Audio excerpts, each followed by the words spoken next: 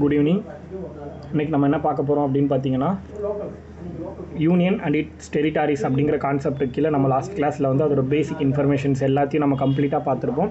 இன்றைக்கி நம்ம என்ன பார்க்க போகிறோம் அப்படின்னா, எந்தெந்த ஸ்டேட்டு எப்போ உருவாச்சு, என்ன ஆக்ட் மூலமாக அந்த ஸ்டேட் உருவாச்சு அப்படிங்கிற கான்செப்ட் கீழே நம்ம பார்ப்போம். ஸோ இதை முடிச்சுட்டு டைம் இருந்துச்சுன்னா அடுத்த டாபிக் போகும். ஓகேவா? ஸோ ஃபர்ஸ்ட் நமக்கு வந்து ஆந்திரா ஸ்டேட் ஆக்ட் அப்படின்னு போட்டுக்கோங்க. ஆந்திரா மாநில சட்டம் 1953. ஆந்திரா மாநில சட்டம் எப்போ போட்டாங்கன்னா 1953 போட்டிருக்காங்க. Andhra state act 1953. ஸோ இந்த சட்டத்தின் மூலமாக ஃபர்ஸ்ட் லிங்குவிஸ்டிக் ஸ்டேட், முதல் மொழிவாரி மாநிலமாக ஆந்திர பிரதேசத்தை உருவாக்கியிருக்காங்க அப்படிங்கிறது நமக்கு தெரியும். கரெக்டு தானே? ஆந்திரா ஸ்டேட் ஆக்ட் 1953 போட்டுக்கோங்க. தெலுங்கு பேசக்கூடிய மக்களை மெட்ராஸ் ஸ்டேட்லேருந்து, அதாவது மதராஸ் மாநிலத்திலேருந்து பிரித்து அவங்கள மட்டும் தனியாக ஆந்திர பிரதேஷ் ஆக்ட் மூலமாக என்ன பண்ணியிருக்காங்கன்னா ஒரு தனி மாநிலமாகவே உருவாக்கியிருக்காங்க.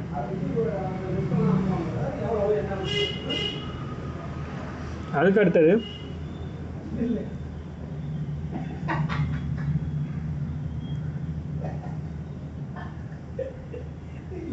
இதுக்கு இடையில் ஸ்டேட் ரீஆர்கனைசேஷன் ஆக்ட் அப்படின்னு ஒன்று கொண்டு வராங்க. ஓகேவா? ஸ்டேட் ரீஆர்கனைசேஷன் ஆக்ட், அதை நோட் பண்ணிக்கோங்க. அது நமக்கு ஆல்ரெடி தெரியும். மாநில மறுசீரமைப்பு சட்டம் 1956.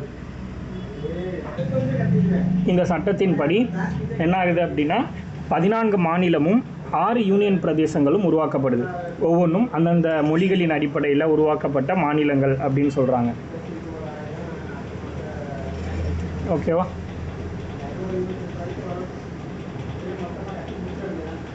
மொத்தமாக 14 மாநிலங்களும் 6 யூனியன் பிரதேசமும் இருந்துச்சு அப்படின்னு சொல்கிறாங்க. 14 ஸ்டேட்ஸ் அண்ட் 6 யூனியன் டெரிட்டரிஸ். எப்போ ஸ்டேட் ரீஆர்கனைசேஷன் ஆக்ட், மாநில மறுசீரமைப்பு சட்டம் 1956 போடும்போது இது வந்து பண்ணியிருக்காங்க அப்படின்னு சொல்கிறாங்க.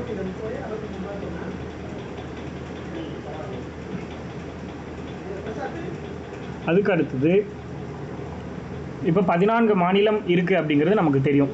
15ஆவதாக ஒரு மாநிலத்தை உருவாக்கியிருக்காங்க. எப்படி உருவாக்கியிருக்காங்க அப்படின்னா, பாம்பே ரீஆர்கனைசேஷன் ஆக்ட் மூலமாக. பாம்பே ரீஆர்கனைசேஷன் ஆக்ட் மூலமாக எப்போ இந்த ஆக்ட் போட்டாங்கன்னா 1960. Bombay reorganisation act 1960 போடப்பட்டிருக்கு. அதாவது பம்பாய் மறுசீரமைப்பு சட்டம் அப்படின்னு சொல்லலாம். பம்பாய் மறுசீரமைப்பு சட்டம் எப்போன்னா 1960 போட்டிருக்காங்க. இந்த பம்பாயிலிருந்து குஜராத்துங்கிற ஒரு புதிய மாநிலத்தை உருவாக்குறாங்க. அதுதான் 15ஆவது மாநிலம். 15th ஸ்டேட் எது அப்படின்னா பாம்பேலேருந்து பிரித்து எடுக்கப்பட்ட குஜராத் அப்படிங்கிறது தான் 15ஆவது மாநிலம். எப்போன்னா 1960 பிரித்து எடுத்திருக்காங்க. குஜராத் அப்படின்னு ஒரு புதிய மாநிலத்தை உருவாக்கியிருக்காங்க.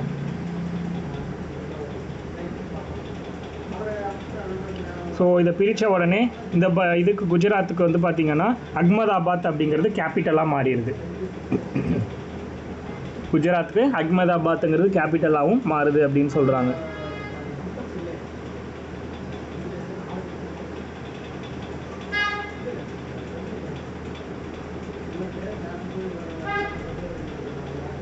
அதுதான் 15ஆவது மாநிலமாக உருவாக்கப்பட்டுச்சு. அதுக்கு அடுத்தது 16th ஸ்டேட் எது அப்படின்னா, state of Nagaland act, Nagaland மாநில சட்டம் அப்படின்னு ஒன்று போடுறாங்க. ஸ்டேட் ஆஃப் நாகாலாந்து ஆக்ட் எப்போன்னா 1962.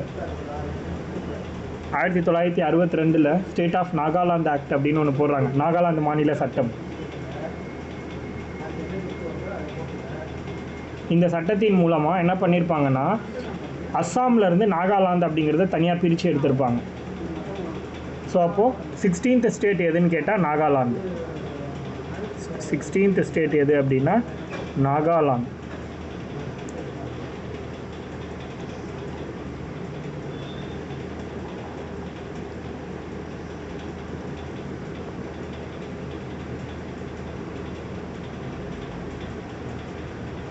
அடுத்தது 17th 17ஆவது மாநிலம்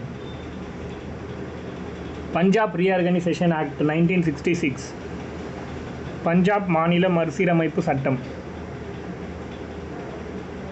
பஞ்சாப் மாநில மறுசீரமைப்பு சட்டம் எப்போ போடுறாங்க அப்படின்னா 1966 போடுறாங்க. இதன் மூலமாக 17வது புதிய மாநிலம் உருவாக்கப்படுது. 17th நியூ ஸ்டேட் என்ன அப்படின்னா ஹரியானா. பஞ்சாப்லேருந்து ஹரியானாவை பிரித்து தனி ஸ்டேட்டாக உருவாக்கிடுறாங்க. 17வது ஸ்டேட்.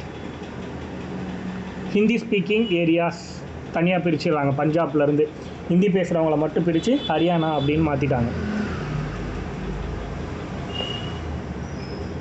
அதே மாதிரி அந்த சட்டத்து மூலமாக தான் சண்டிகர் அப்படின்ற ஒரு பஞ்சாப் ரீஆர்கனைசேஷன் ஆக்ட் மூலமாக தான் சண்டிகர்னு சொல்லிட்டு ஒரு யூனியன் டெரிட்டரியும் உருவாக்குறாங்க. இதே சட்டத்தின் மூலமாக ஹரியானாங்கிற ஒரு ஸ்டேட்டையும் சண்டிகர் அப்படின்னு சொல்லக்கூடிய ஒரு யூனியன் டெரிட்டரியும் உருவாக்குறாங்க.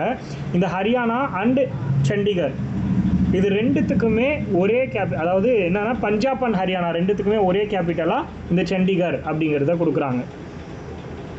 பஞ்சாப் அண்ட் ஹரியானா ரெண்டு ஸ்டேட்டுக்குமே கேபிட்டல் யாருன்னா இந்த சண்டிகர்னு சொல்லக்கூடிய யூனியன் டெரிட்டரி தான் கேபிட்டல் அப்படிங்கிறத சொல்கிறாங்க.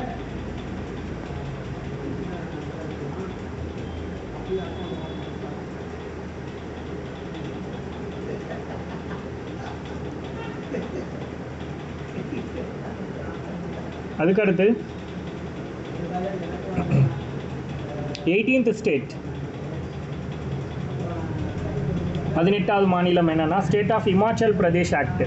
State of Himachal Pradesh act. Himachal Pradesh மாநில சட்டம் 1970.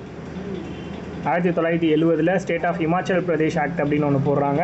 இமாச்சல் பிரதேச மாநில சட்டம். அதன் மூலமாக இமாச்சல் பிரதேஷுங்கிறது யூனியன் டெரிட்டரியாக இருந்துச்சு, அதை வந்து ஸ்டேட்டாக மாற்றினாங்க. புரியுதா? ஸ்டேட்டுங்கிற ஸ்டேட்டஸ் கிடைச்சிது யூனியன் டெரிட்டரியிலேருந்து இமாச்சல் பிரதேஷ்க்கு. அப்போது 18th ஸ்டேட் எதுன்னு கேட்டால் இமாச்சல் பிரதேஷ். யூனியன் பிரதேசமாக இருந்து மாநிலமாக மாறி இருக்கு. அப்போ 18th ஸ்டேட் எது அப்படின்னு கேட்கும்போது நம்ம அதை இமாச்சல் பிரதேஷ் அப்படின்னு சொல்ல தெரியணும்.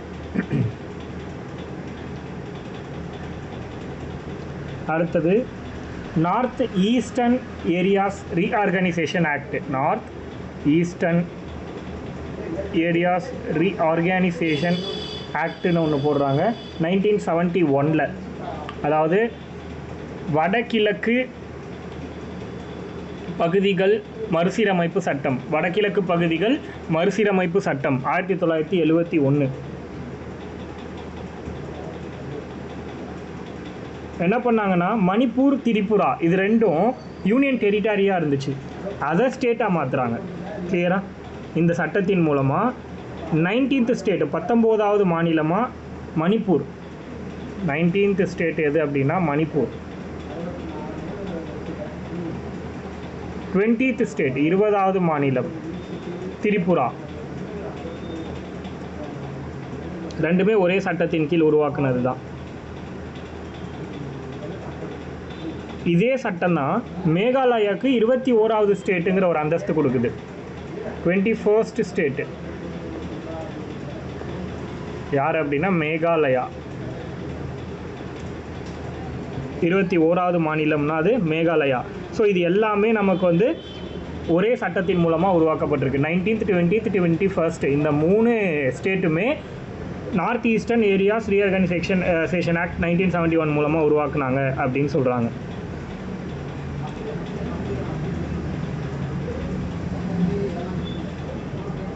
அடுத்தது Mysore state alteration of name act. Mysore state alteration of Mysore state alteration of name act. அதாவது மைசூர் மாநில பெயர் மாற்று சட்டம் 1973.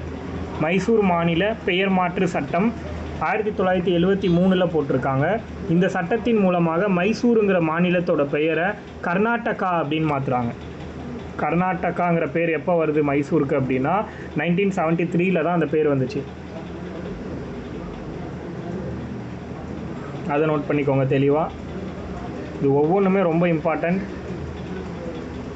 எதை வேணாலும் நமக்கு எக்ஸாமில் கேட்கலாம். அடுத்தது லக்ஷத்வீப் மினிகாய். கமெண்ட்டில் போடுறேன், பார்த்து எழுதுங்க. லக்ஷத்வீப்பு மினிகாய் and Amindvi Islands.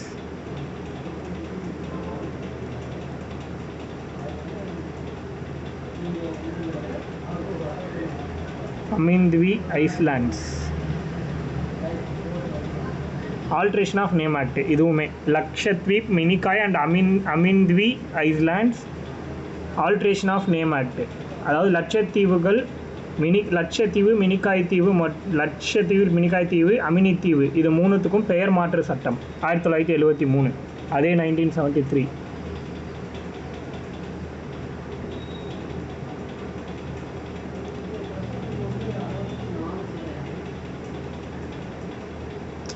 மொத்தமாக சேர்த்து இதை வந்து லக்ஷத்வீப் அப்படின்னு பேர் மாற்றிட்டாங்க.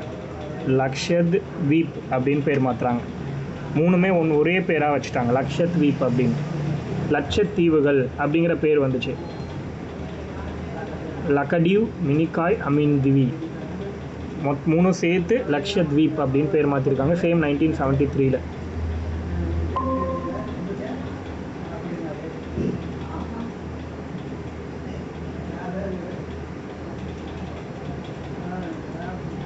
இது வரைக்கும் 21 ஸ்டேட்ஸ் எழுதியிருக்கீங்க இல்லையா?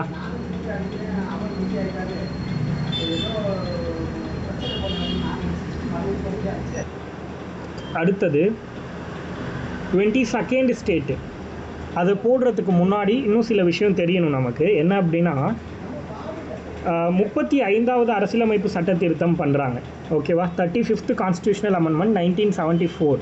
35th constitutional amendment act 1974. தெளிவாக நோட் பண்ணுங்கள். 35வது அரசியலமைப்பு சட்ட திருத்தம் 1974 ஒரு துணை மாநிலமாக சிக்கிமுக்கு அங்கீகாரம் வழங்கப்பட்டுச்சு. Sub state. புரியுதா?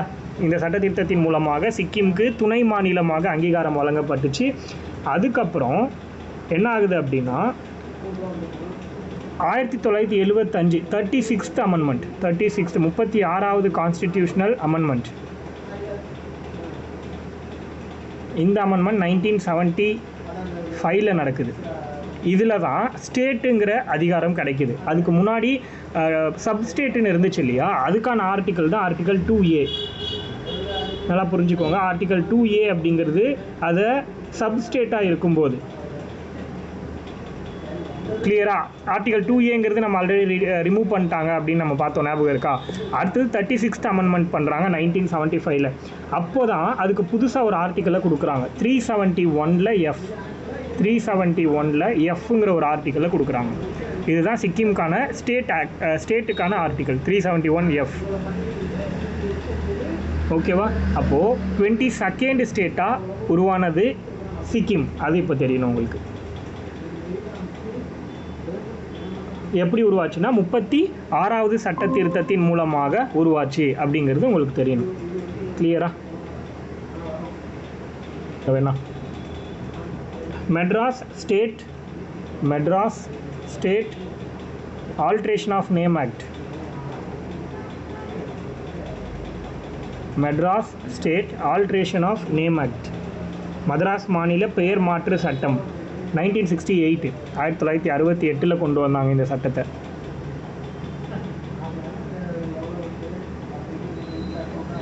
அப்போது என்ன பண்ணியிருக்காங்க? மெட்ராஸுங்கிற பேரை தமிழ்நாடுன்னு மாற்றிருக்காங்க. மைசூருங்கிறது எப்படி கர்நாடகான்னு மாற்றினாங்களோ அதே மாதிரி மெட்ராஸுங்கிற பேரை தமிழ்நாடுன்னு மாற்றிருக்காங்க இந்த சட்டத்தின் மூலமாக.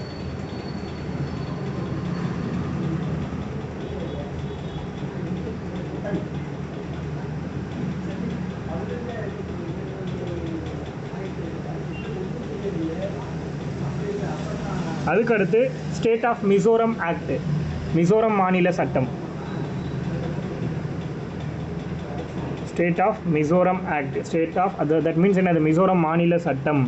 இது எப்போனா 1986 போடுறாங்க. 1986வது வருஷம் ஸ்டேட் ஆஃப் மிசோரம் ஆக்ட் அப்படிங்கிறது வருது. அதன் மூலமாக என்ன பண்ணுறாங்கன்னா யூனியன் டெரிட்டரியாக இருந்த மிசோரம் அப்படிங்கிறத 23வது மாநிலமாக உருவாக்குறாங்க. அப்போ 23rd ஸ்டேட் யார் அப்படின்னா மிசோரம் அப்படிங்கிறது தெரியணும். 23வது மாநிலம் மிசோரம். மிசோரம் மாநில சட்டம் 1986 மூலமாக உருவாக்கப்பட்டுச்சு அப்படிங்கிறது தெரியணும். அதுக்கு அடுத்தது state of Arunachal Pradesh act. State of Arunachal Pradesh act இது 1986. இதுவும் சேம் 1986 அருணாச்சல பிரதேச மாநில சட்டம் அப்படின்னு ஒன்று போடுறாங்க. 1986.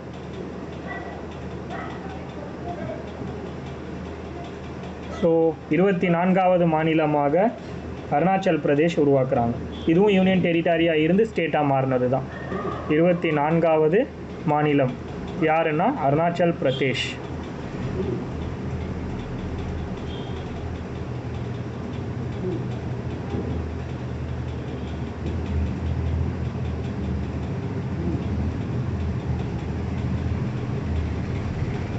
அடுத்தது Goa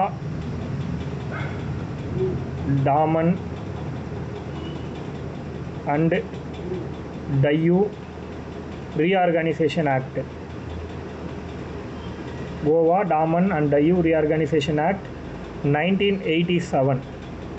Goa Daman and Diu reorganisation act. Goa Daman Diu மறுசீரமைப்பு சட்டம் 1987.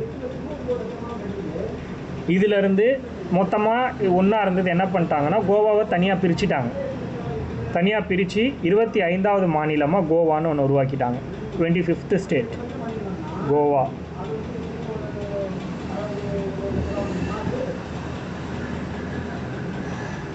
அடுத்து டாமன் டையூவை மட்டும் தனியாக ஒரு யூனியன் டெரிட்டரியாக கன்வெர்ட் பண்ணிட்டாங்க.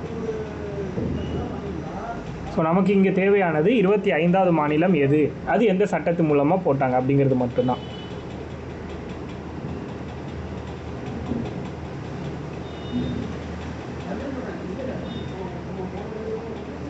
அதுக்கடுத்து மத்திய பிரதேஷ் ரீஆர்கனைசேஷன் ஆக்ட். மத்திய பிரதேஷ் ரீஆர்கனைசேஷன் ஆக்ட். இந்த மத்திய பிரதேஷ் ரீஆர்கனைசேஷன் ஆக்ட் அப்படிங்கிறது 2000வது வருஷத்தில் போடுறாங்க.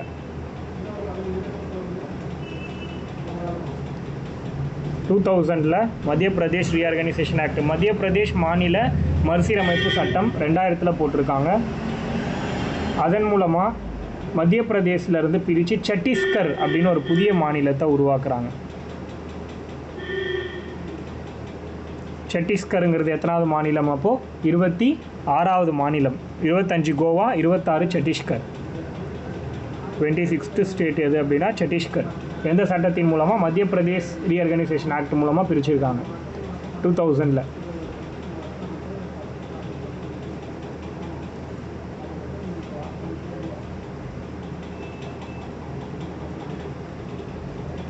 அதுக்கடுத்து Uttar Pradesh reorganisation act. Uttar Pradesh reorganisation act அப்படிங்கிறத போடுறாங்க. இது வந்து 2000, சேம் 2000 உத்தரப்பிரதேச மாநில மறுசீரமைப்பு சட்டம் அப்படிங்கிறது எப்போ போடுறாங்கன்னா 2000 போடுறாங்க. அதன் மூலமாக உத்தராஞ்சல் அப்படின்னு ஒரு ஸ்டேட்டை புதுசாக உருவாக்குறாங்க. உத்தரப்பிரதேசத்துலேருந்து பிரித்து உத்தராஞ்சல்னு ஒரு ஸ்டேட்டை 27வது ஸ்டேட்டாக உருவாக்குறாங்க. 27th ஸ்டேட் யாருன்னா உத்தராஞ்சல். இதுதான் பிற்காலத்தில் உத்தராகண்டாக இப்போ ப்ரெசண்ட்டாக மாறி இருக்கும். பட் அது எப்போ மாற்றினாங்கிறது நம்ம தனியாக படிக்கணும். அதனால் நீங்கள் உத்தராஞ்சல்னே போட்டுக்கோங்க. 27வது மாநிலமாக உத்தராஞ்சல் அப்படிங்கிற ஒரு ஸ்டேட் உருவாக்கியிருக்காங்க.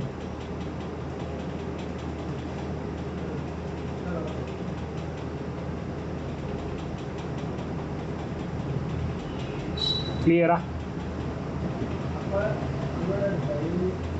அடுத்தது பீகார் ரீஆர்கனைசேஷன் ஆக்ட் 2000. இதுவும் பீகார் மாநில மறுசீரமைப்பு சட்டம், Bihar state reorganisation act.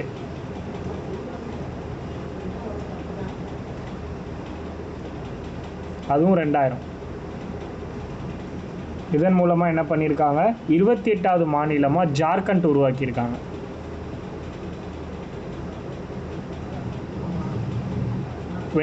ஸ்டேட்டாக Jharkhand.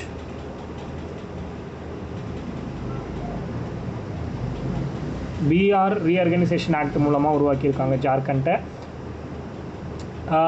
டிஎன்பிஎஸ்சியில் ஸ்பெசிஃபிக்காக கேட்டிருக்காங்க 22nd ஸ்டேட் எது, 23rd ஸ்டேட் எது அப்படின்னு தனியாகவும் கேட்டிருக்காங்க.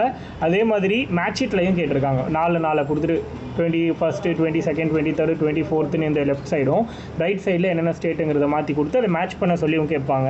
இல்லை ஸ்டேட்மெண்ட்டில் கேட்கலாம், எத்தனை how many statements are correct அப்படின்னும் கேட்கலாம். ஸோ ஒவ்வொரு ஸ்டேட்டும் உங்களுக்கு வந்து எத்தனாவது ஸ்டேட்டுங்கிறது தெரியணும். 15லேருந்து மீதி இப்போ ப்ரெசண்ட்டாக இருக்கிற 28 வரைக்கும். அதுக்கு அடுத்தது Uttaranchal alteration of name act. ஆமாம், பீகார்லேருந்து செப்பரேட் பண்ணது தான் ஜார்க்கண்ட். அதை தான் சொல்லிட்டுருக்கேன். பீகார் ரீஆர்கனைசேஷன் ஆக்ட் மூலமாக ஜார்க்கண்ட்னு தனியாக ஒரு புதிய மாநிலத்தை உருவாக்குறாங்க, 28வது மாநிலம். அடுத்தது Uttaranchal alteration of name act அப்படின்னு ஒன்று போடுறாங்க. எப்போனா 2006 உத்தராஞ்சல் உத்தராஞ்சல் பெயர் மாற்று சட்டம் அப்படின்னு ஒன்று போடுறாங்க 2006. இந்த சட்டத்தின் மூலமாக உத்தராஞ்சலுங்கிற பேரை உத்தரகாண்ட் அப்படின்னு மாற்றுறாங்க. புரியுதா? உத்தரகாண்ட் அப்படின்னு மாற்றுறாங்க. உத்தராஞ்சல் அப்படிங்கிற பேரை உத்தரகாண்ட்னு மாற்றினது எப்போனா 2006 Uttaranchal alteration of name act மூலமாக மாற்றிருப்பாங்க.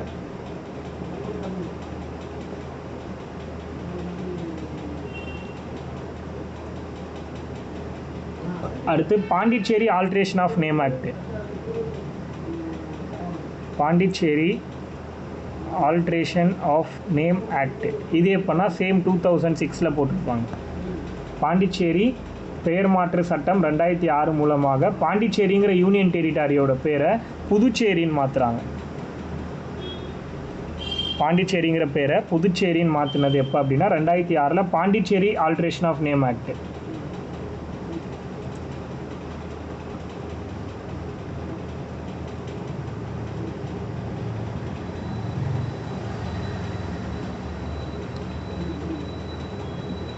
ஓகேவா?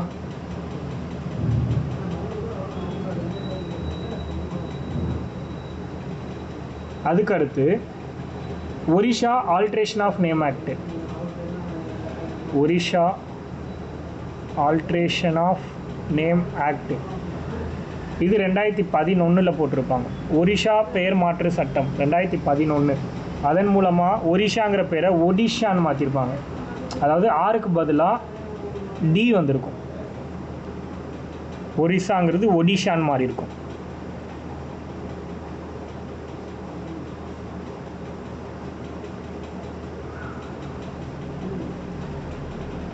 அடுத்தது Andhra Pradesh reorganisation act. Andhra Pradesh reorganisation act அப்படின்னு ஒன்று 2014 போடுறாங்க. 2014 ஆந்திர பிரதேச மாநில மறுசீரமைப்பு சட்டம் எப்போனா 2014. அதுக்கடுத்து என்ன ஆகுது அப்படின்னா ஆந்திர பிரதேஷ் ரீஆர்கனைசேஷன் ஆக்ட் மூலமாக 29வது மாநிலம்னு ஒன்று உருவாக்குறாங்க. 29th state. ஆந்திர பிரதேஷ்லேருந்து தனியாக பிரித்து தெலுங்கானா அப்படின்னு ஒரு ஸ்டேட் உருவாக்குறாங்க. தெலுங்கானா இது 29வது மாநிலமாக தெலுங்கானான்னு ஒன்று உருவாக்குறாங்க. ஆந்திராவிலேருந்து பிரித்து உருவாக்குனது தான் இந்த தெலுங்கானா.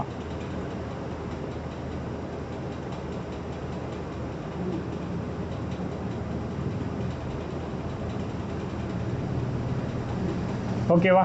இப்போது மொத்தமாக 29 ஸ்டேட்டு தானே இருக்கணும். பட் ஏன் 28ன்னு சொல்கிறோன்னா அடுத்த ஒரு சட்டம் வந்திருக்கு, அதை தெரிஞ்சுக்கோங்க. Jammu and Kashmir reorganisation act அப்படின்னு ஒன்று போடுறாங்க. Jammu and Kashmir reorganisation act 2019.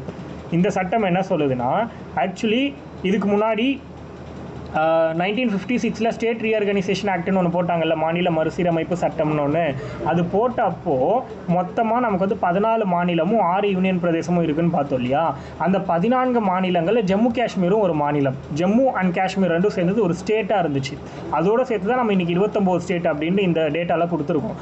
But இப்போ என்ன ஆகுதுன்னா, இந்த ஜம்மு அண்ட் காஷ்மீருங்கிற ஸ்டேட்டை 2019 யூனியன் டெரிட்டரியாக பிரிச்சிடுறாங்க. அதுவும் 2 யூனியன் டெரிட்டரியாக மாற்றுறாங்க. புரியுதா? அதனால் என்ன ஆகுது, ஒரு ஸ்டேட் குறைஞ்சி யூனியன் டெரிட்டரியோட வேல்யூ வந்து இன்க்ரீஸ் ஆகுது. கிளியராக எல்லாருக்கும்? அப்போ ஸ்டேட் மொத்தமாக 28 ஆகிடுச்சு இல்லையா 2019க்கு அப்புறம். இப்போ என்ன ஆகுது, இந்த சட்டத்தின் மூலமாக ஜம்மு அண்ட் காஷ்மீர் ஒரு union territory, Jammu and Kashmir அப்படின்னு ஒரு யூனியன் டெரிட்டரியும், அடுத்து லடாக்குன்னு ஒரு யூனியன் டெரிட்டரியும் உருவாக்குறாங்க. இந்த சட்டத்தின் மூலமாக 2 யூனியன் டெரிட்டரியை உருவாக்குறாங்க. இப்போ என்ன ஆயிடுச்சு, 6ங்கிறது 8ஆக மாறிடுச்சு யூனியன் டெரிட்டரி. அவ்வளோதான், இதுதான் விஷயம். 6 யூனியன் டெரிட்டரியாக இருந்தது, 8 யூனியன் டெரிட்டரியாக மாறினது இதுதான். ஜம்மு அண்ட் காஷ்மீருங்கிற ஒரு யூனியன் டெரிட்டரி, லடாக்குன்னு ஒரு யூனியன் டெரிட்டரி, ரெண்டுமே எப்போ உருவாச்சுன்னா ஜம்மு காஷ்மீர் மாநில மறுசீரமைப்பு சட்டம் 2019 மூலமாக உருவாக்குனாங்க அப்படின்னு சொல்கிறாங்க. இது வரைக்கும் உங்களுக்கு கிளியராக தெரியணும். இது வரைக்கும் ஏதாவது டவுட் இருந்துச்சுன்னா சொல்லுங்கள், கிளாரிஃபை பண்ணுறேன். 28 மாநிலம் 8 யூனியன் டெரிட்டரி எப்படி உருவாச்சு அப்படிங்கிறது இதுதான் ஸ்ட்ராட்டஜி. இதில் ஏதாவது டவுட் இருந்துச்சுன்னா கேளுங்க, சொல்கிறேன். இந்த ஜம்மு காஷ்மீர் அண்ட் லடாக்குன்னு தனித்தனியாக 2 யூனியன் டெரிட்டரியாக பிரிச்சுட்டாங்கன்னு சொன்னோம் இல்லையா, அப்படி யூனியன் டெரிட்டரியாக மாற்றினப்போவே என்ன ஆயிடுச்சு அப்படின்னா, ஆர்டிகல் 370 ஒன்று கான்ஸ்டியூஷனில் ஜம்மு காஷ்மீருக்குன்னே தனியாக கொடுத்துருந்தோம் நம்ம, ஓகேவா? அது ஸ்டேட்டாக இருக்கும்போது அது யூனியன் டெரிட்டரியாக மாறினதுக்கப்புறம் அந்த ஆர்டிக்கலுங்கிறது அபாலிஷ் ஆகிடுச்சின்னு சொல்கிறாங்க. புரியுதா? ஆர்டிகல் 2A எப்படி சிக்கிமுக்கு வந்து ரிமூவ் ஆச்சோ அதே மாதிரி ஜம்மு காஷ்மீருக்கும் 2019ஓட அந்த தனியாக இருந்த ஆர்டிகல் ரிமூவ் பண்ணிட்டாங்க. ஆர்டிகல் 370 அப்படிங்கிறது கிடையாது, இப்போது ஜம்மு காஷ்மீருக்கு கிடையாது. அந்த ஸ்டேட்டஸ் வந்து அபாலிஷ் பண்ணிட்டாங்க அப்படிங்கிறத நோட் பண்ணிக்கோங்க. இந்த புதுச்சேரி எழுதியிருப்பீங்க இல்லையா, புதுச்சேரி வந்து பார்த்திங்கன்னா உங்களுக்கு ஆல்ட்ரேஷன் ஆஃப் நேம் ஆக்ட் அப்படின்னு போட்டு எழுதியிருப்பீங்க. அதே மாதிரி புதுச்சேரிங்கிற அந்த ஸ்டேட் இருக்கு இல்லையா, சாரி யூனியன் டெரிட்டரி இருக்கு இல்லையா, அது வந்து எப்போ யூனியன் டெரிட்டரியாக கன்வெர்ட் ஆச்சுன்னா 14வது அரசியலமைப்பு சட்ட திருத்தம். புரியுதா? 14th கான்ஸ்டியூஷனல் அமெண்ட்மெண்ட் ஆக்ட், 14வது அரசியலமைப்பு சட்ட திருத்தத்தின் மூலமாக 1962 புதுச்சேரி அப்படிங்கிறது, அதாவது பாண்டிச்சேரின்னு ஒரு ஸ்டேட் வந்து கிரியேட் ஆச்சு. பாண்டிச்சேரிங்கிற ஸ்டேட் எப்போ உருவாச்சுன்னா 14th கான்ஸ்டியூஷனல் அமெண்ட்மெண்ட் 1962 14வது அரசியலமைப்பு சட்ட திருத்தத்தின் மூலமாக 1962 உருவாக்கியிருப்பாங்க. 2006 புதுச்சேரின்னு பேர் மாற்றிருப்பாங்க. இது வந்து பார்த்திங்கன்னா இந்த புதுச்சேரியை பொறுத்த வரைக்கும் எப்போ இந்தியா கிட்ட ஒப்படைச்சிட்டு போனாங்க அப்படின்னா 1954 யார்? French government. ஃப்ரெஞ்சுக்காரங்க தானே பாண்டிச்சேரி ஆட்சி பண்ணிட்டு இருந்தாங்க.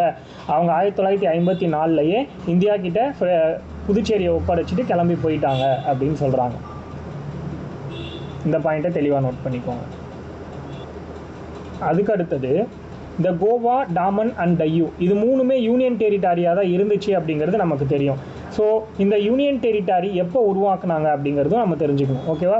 இந்த கோவா, டாமன், டையூ இந்த பகுதியெல்லாம் யார்கிட்ட இருந்துச்சுன்னா போர்ச்சுகீசியர்கள்கிட்ட இருந்துச்சு. இது நமக்கு தெரிஞ்சிருக்கும், ஓகேவா? இதை வந்து 1961 போலீஸ் ஆக்ஷன் மூலமாக இந்தியா கையில் ஒப்படைக்கப்பட்டுச்சு.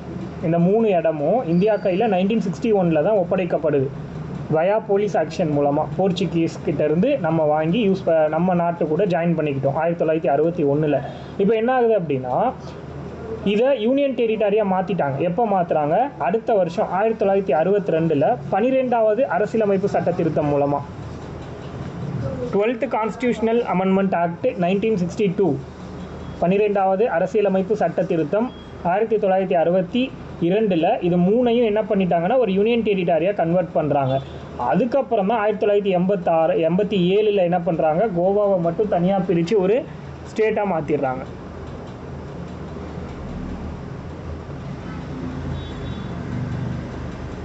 கிளியரா?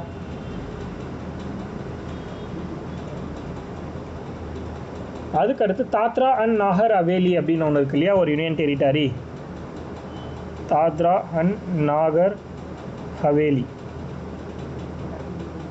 இது வந்து பார்த்திங்கன்னா இதுவும் போர்ச்சுகீசியர்கள்கிட்ட தான் இருந்துச்சு. குஜராத் சைடில் இருக்கும் அது. ஸோ இதுவும் யார்கிட்ட இருந்துச்சு அப்படின்னா போர்ச்சுகீசியர்கள்கிட்ட தான் இருந்துச்சு. பட் இது வந்து எப்போ நம்ம கைக்கு கொடுத்தாங்க போர்ச்சுகீசியர்கள் அப்படின்னா 1954 கொடுத்துட்டாங்க. கிளியராக 1954 நம்ம கையில் கொடுத்துட்டாங்க.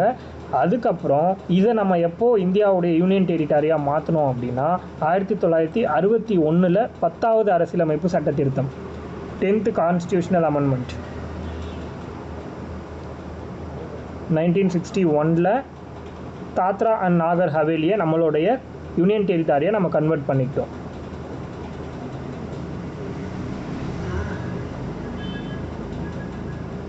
இதுவும் உங்களுக்கு புரிஞ்சிருக்கும்னு நினைக்கிறேன்.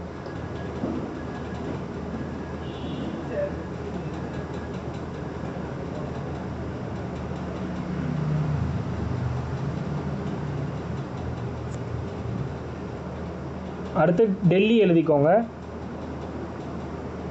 டெல்லி பொறுத்த வரைக்கும் 69வது சட்ட திருத்தம் 69th constitutional amendment act 1991 69th constitutional amendment act எப்போனா 1991 1991 போட்டிருக்காங்க. இந்த சட்ட திருத்தத்தின் மூலமாக டெல்லிங்கிற ஒரு யூனியன் டெரிட்டரியை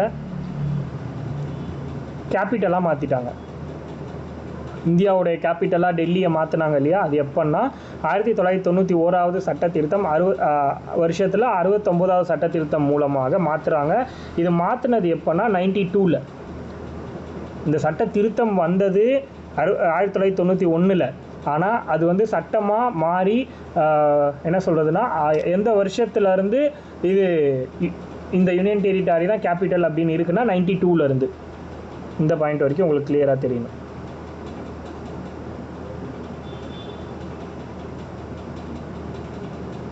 இது வரைக்கும் கிளியராக இருக்கீங்களா? இவ்வளோ தான் நமக்கான இந்த ஸ்டேட்ஸை பொறுத்த வரைக்கும் இவ்வளோ தான். இவ்வளோ தெரிஞ்சது அப்படின்னா நம்மளால் இந்த சாப்டரில் பர்ஃபெக்டாக ஆன்சர் பண்ணிட முடியும். ஒரு கேள்வி கூட மிஸ் பண்ண மாட்டீங்க. Okay, super Lokesh. இப்போ வந்து நம்ம அடுத்த டாபிக் போயிடலாம்.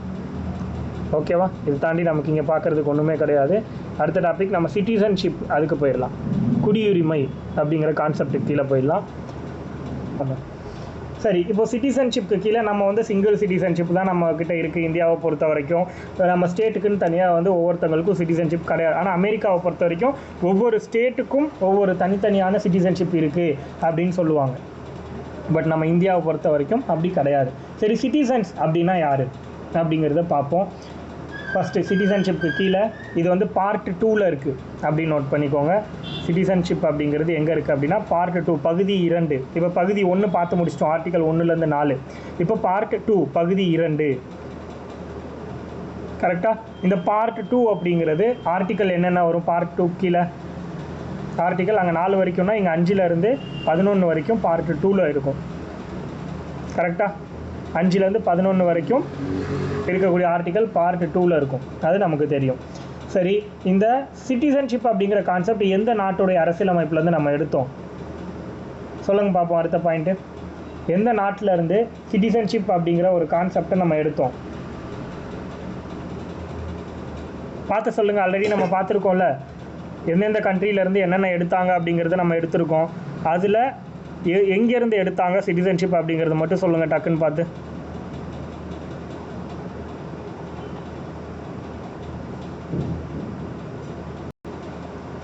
போட்டுக்கோங்க. சிட்டிசன்ஷிப் பாரோடு இங்கிலாந்து. எந்த நாட்டிலேருந்து சிட்டிசன்ஷிப் குடியுரிமைங்கிறது எடுக்கப்பட்டுச்சு அப்படின்னா இங்கிலாந்திலிருந்து எடுக்கப்பட்டுச்சு அப்படின்னு போட்டுக்கோங்க. முக்கியமான பாயிண்ட்டு.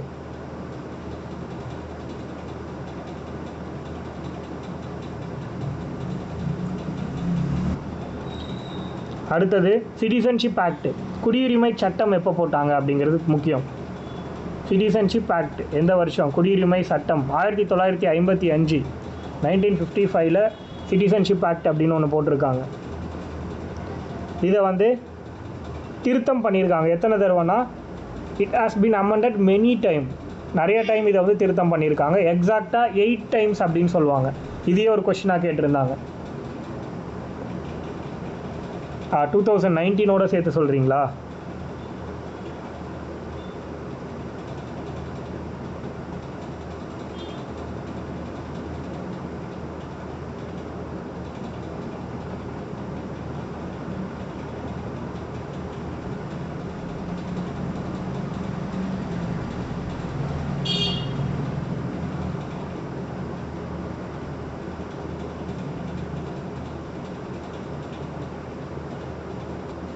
எப்பப்பெல்லாம் அமெண்ட்மெண்ட் பண்ணியிருக்காங்க அப்படிங்கிறத நம்ம வந்து தெளிவாக ஒன்ஸ் செக் பண்ணிவிட்டு நம்ம போயிடலாம்.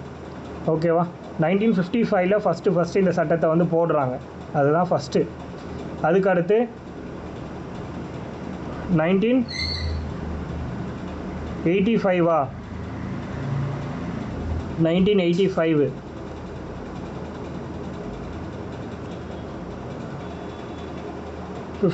அப்புறம் 1986, 92, 2003, 2005, 2015, 2019 இதை வந்து பேஸாக நம்ம எடுத்துக்கணும்.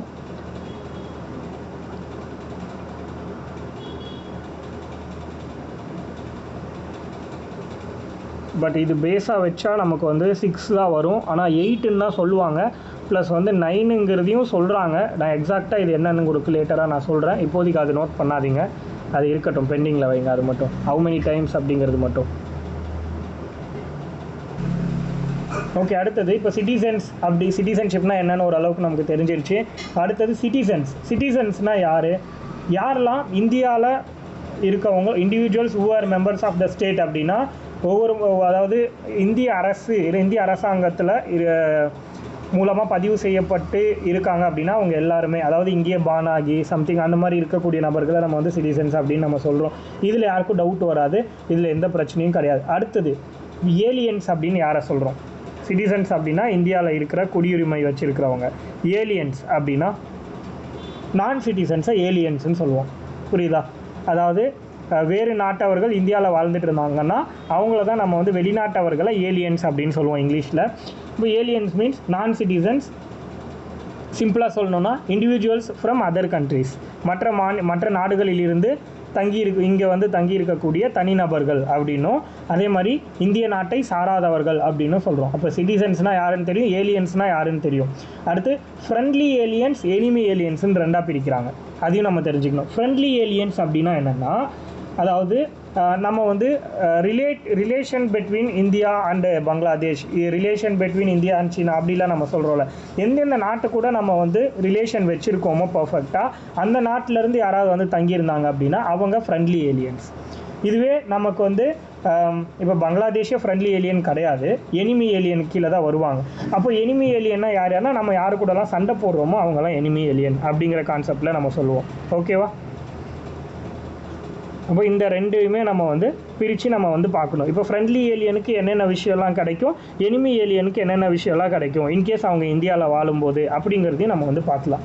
அதுக்கு முன்னாடி இப்போ ஆர்டிக்கல் நம்ம வந்து ஒரு தடவை செக் பண்ணிக்கலாம். ஆர்டிக்கல் 5 to 11 வரைக்கும் இருக்கு இல்லையா, அதெல்லாம் என்னென்ன அப்படிங்கிறத நம்ம பார்த்துடலாம். ஆர்டிக்கல் 5 அப்படின்னா என்னென்னு ஃபஸ்ட்டு நோட் பண்ணிக்கோங்க. ஆர்டிக்கல் 5 ஏலியன்ஸ்னால் என்னென்னு தெரிஞ்சிச்சு, ஃப்ரெண்ட்லி ஏலியன்னா என்னென்னு தெரிஞ்சிச்சு, எனிமி ஏலியன்னா என்னென்னு தெரிஞ்சிருச்சு. இப்போது ஆர்டிகல்ஸ் மொத்தம் 5லேருந்து 11 வரைக்கும் இருக்கக்கூடிய ஆர்டிக்கலை என்னங்கிறத பார்த்துடலாம். ஓகேவா? ஆர்டிக்கல் 5 எதை பற்றி பேசுது அப்படின்னு ஃபஸ்ட்டு சொல்லிடுறேன். அதாவது பார்ன் இன் இந்தியாவில் பிறந்தவர்களுக்கு நம்ம வந்து கொடுக்கக்கூடிய ஒரு அங்கீகாரம், அதுதான் வந்து ஆர்டிக்கல் 5க்கு கீழே நம்ம வந்து சொல்லலாம். ஓகேவா? born in India, person having domicile in India அப்படின்ற மாதிரி சொல்லலாம். அதே மாதிரி either parents or both born in India அந்த மாதிரிலாம் சொல்கிறாங்க. பட் நமக்கு பொறுத்த வரைக்கும் ஆர்டிகல் 5 அப்படின்னா இந்தியாவில் பிறந்தவங்களுக்கு இருக்கக்கூடிய குடியுரிமையை பற்றி பேசுகிறது. இந்தியாவில் பிறந்தவர்களுக்கான குடியுரிமை தான் ஆர்டிகல் 5 அப்படிங்கிறது நமக்கு தெரியணும். அதாவது சிம்பிளாக இன்னொரு பாயிண்டில் சொல்லணும்னா, citizenship at the commencement of the constitution, இந்திய அரசியலமைப்பு உருவான காலகட்டத்தில் இருந்த குடியுரிமை அப்படின்னு சொல்லலாம். அதாவது கான்ஸ்டியூஷன் உருவான அப்போது யார் யாரெல்லாம் இந்தியாவில் வாழ்ந்தாங்களோ அவங்களுக்கு குடியுரிமை அப்படிங்கிறது கொடுத்துருப்பாங்க. அதுதான் வந்து article 5, citizenship at the commencement of the constitution. இந்திய அரசியலமைப்பு உருவான காலகட்டம், நடைமுறைக்கு வந்த காலகட்டத்தில் குடியுரிமை வைத்திருந்தவர்கள், அதுதான் ஆர்டிகல் 5. அடுத்து ஆர்டிகல் 6. ஆர்டிகல் 6 எதை பற்றி பேசுது அப்படின்னா, person migrated from Pakistan, அதாவது பாகிஸ்தான்லேருந்து இந்தியாவுக்கு வந்திருப்பாங்க இல்லையா, அவங்களுக்கு கொடுக்கக்கூடிய குடியுரிமை தான் வந்து ஆர்டிகல் 6. பாகிஸ்தான்லேருந்து இந்தியாவிற்கு குடியுரிமை கேட்டு வந்திருப்பாங்கல்ல, அவங்கள தான் நம்ம என்ன சொல்கிறோம்னா ஆர்டிகல் 6 கீழே கொண்டு வரோம். அதே மாதிரி ஆர்டிகல் 7 என்ன அப்படின்னா, மைக்ரண்ட்ஸ் டு பாகிஸ்தான். புரியுதா? மைக்ரண்ட்ஸ் டு பாகிஸ்தான், இந்தியாவிலிருந்து பாகிஸ்தானுக்கு போனவங்களுக்கான குடியுரிமை பற்றி பேசுகிறது article 7.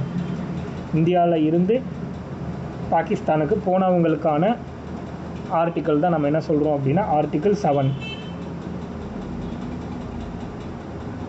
From India to Pakistan. அடுத்தது ஆர்டிகல் 8. ஆர்டிகல் 8 யாருக்கானது அப்படின்னா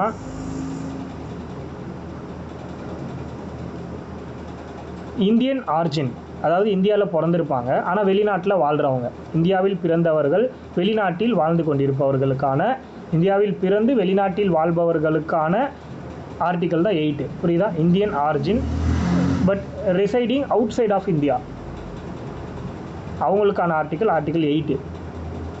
Indian origin and residing outside of India, இந்தியாவில் பிறந்திருப்பாங்க ஆனால் இந்தியாவிற்கு வெளியே வேறு நாடுகளில் வசிப்பவர்களை பற்றி பேசுகிற ஆர்டிகல் 8.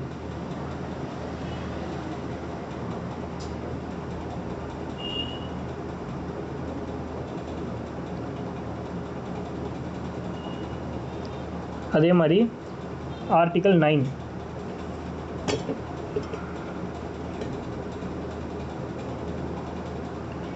ஆர்டிகல் 9 எதை பற்றி பேசுது அப்படின்னா, வேறு ஒரு நாட்டில் ஒரு இந்தியன் வந்து வேறு ஒரு நாட்டில் சிட்டிசன்ஷிப் கேட்குறது சம்மந்தப்பட்ட ஆர்டிக்கல் தான் ஆர்டிகல் 9 அப்படின்னு சொல்கிறாங்க.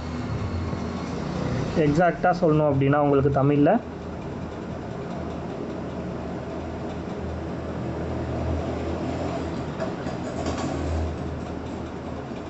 சொல்கிறேன், வெயிட் பண்ணுங்கள்.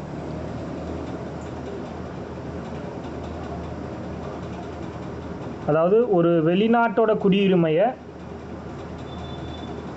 தானாக முன்வந்து பெறக்கூடிய நபர்கள், ஒரு வெளிநாட்டுடைய குடியுரிமையை தானாக முன்வந்து பெறும் நபர்கள், அவங்களுக்கு அவங்க வந்து குடிமக்களாக இருக்கக்கூடாது அப்படின்னு சொல்கிற ஆர்டிக்கல். புரியுதா? ஆர்டிகல் 9 என்னென்னா, ஒரு வெளிநாட்டு குடியுரிமையை தானாக முன்வந்து பெறக்கூடிய நபர்கள் குடிமக்களாக இருக்க முடியாது அப்படின்னு சொல்கிற ஆர்டிகல் தான் 9. Persons voluntarily acquiring citizenship of a foreign state. புரியுதா? கமா போட்டு நாட் டு பி சிட்டிசன்ஸ் அப்படின்னு போட்டுக்கோங்க. வேறு நாட்டுடைய சிட்டிசன்ஷிப் அவங்களுக்கு வேணும்னு நினச்சி அந்த நாட்டில் போய் சிட்டிசன்ஷிப் அவங்களா போய் கேட்குறாங்கன்னா அவங்கள இந்தியாவுடைய சிட்டிசன்ஸாக கருத மாட்டாங்க அப்படின்னு சொல்கிறாங்க. அதுதான் ஆர்டிகல் 9. அடுத்தது ஆர்டிகல் 10.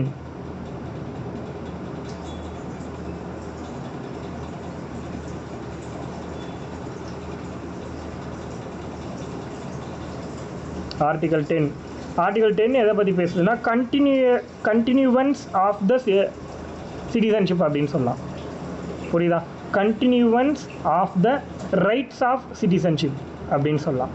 குடியுரிமை உரிமைகளின் தொடர்ச்சி அப்படின்னு சொல்கிறாங்க தமிழில் சொல்லணும்னா.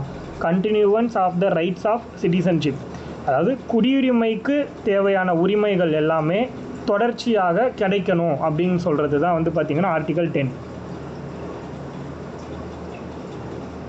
குடியுரிமைக்கான உரிமைகள் தொடர்ச்சியாக இந்தியாவில் இருக்கிற ஒவ்வொருத்தருக்கும் கிடைக்கணும் அப்படிங்கிறது தான் வந்து ஆர்டிகல் 10 அப்படின்னு சொல்கிறாங்க. அடுத்த ஆர்டிகல் 11 எதை பற்றி பேசுது அப்படின்னா,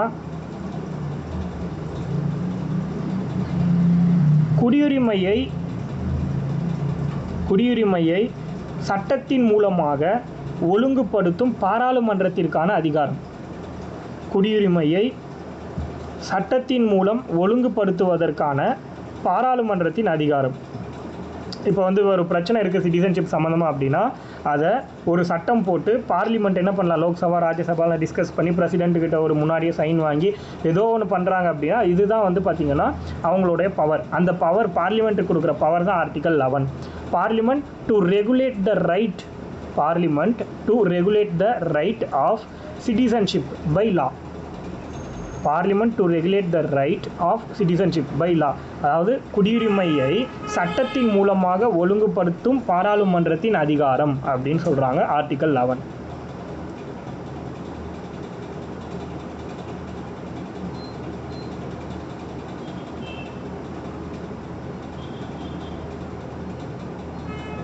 சிட்டிசன்ஷிப் ஆக்ட் வந்து அமெண்ட்மெண்ட் 9 தடவை தான் பண்ணியிருக்காங்க, அதுவே போட்டுக்கோங்க. 9 times.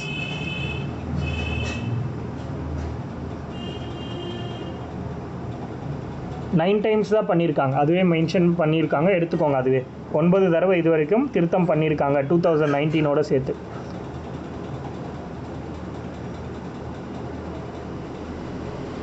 How many times it amended அப்படின்னா 9 times.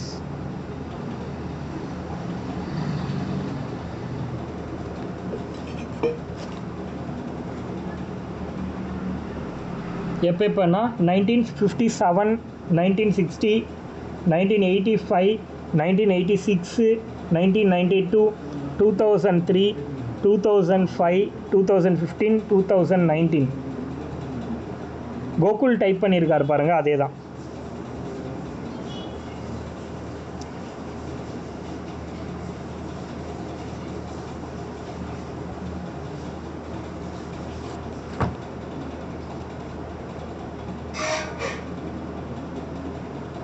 ஓகேவா? அடுத்தது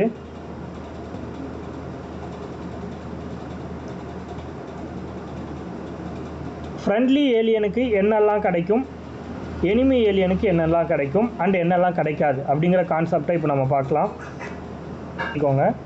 எனிமி ஏலியனுக்கு ஆர்டிகல் 22 அப்படிங்கிறது கிடைக்காது. இந்தியன் கான்ஸ்டியூஷனில் ஆர்டிகல் 22 மட்டும் எனிமி ஏலியன்ஸ்க்கு கிடைக்காது.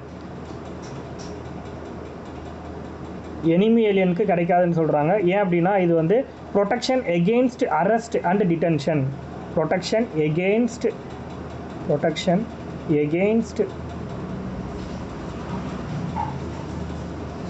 Arrest and detention.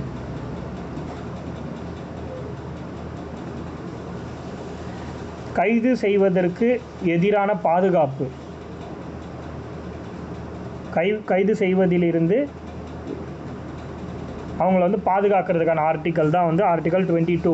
இது எனிமி ஏலியனுக்கு கிடைக்காது. புரியுதா? எதிரி நாடுலேருந்து வந்து இங்கே இருக்கக்கூடியவங்களுக்கு, எதிரி நாட்டினருக்கு கிடைக்காது அப்படின்னு போட்டுக்கோங்க, ஆர்டிக்கல் 22. அதே மாதிரி நார்மலாக இந்தியன்ஸ்க்கும் அண்ட் ஏலியன்ஸ், மற்ற நார்மலாக ஃப்ரெண்ட்லி ஏலியன் இவங்களுக்கும் கிடைக்கக்கூடிய ஆர்டிக்கல் என்னென்ன அப்படிங்கிறதும் கொடுத்துருக்காங்க, அதையும் தெரிஞ்சுக்கோங்க.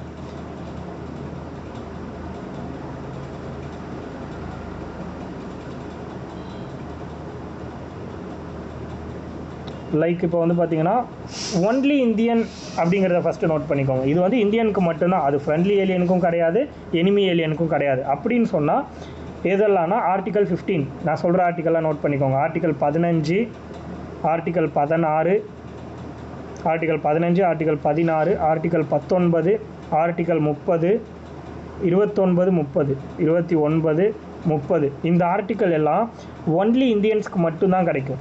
புரியுதா?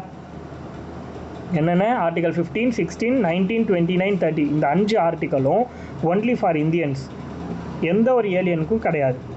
அதே மாதிரி மீதி இருக்க எல்லா ஆர்டிக்கலும் இந்தியன்ஸ்க்கும் இருக்குது, எனிமி ஏலியன்ஸ்க்கும் இருக்குது, ஏலியன்ஸ்க்கும் இருக்குது. பட் ஆனால் எனிமிக்கு இல்லாத ஒன்று ஆர்டிக்கல் 22. இதில் வந்து நீங்கள் தெளிவாக இருக்கணும், இதில் எந்த டவுட்டும் வரக்கூடாது.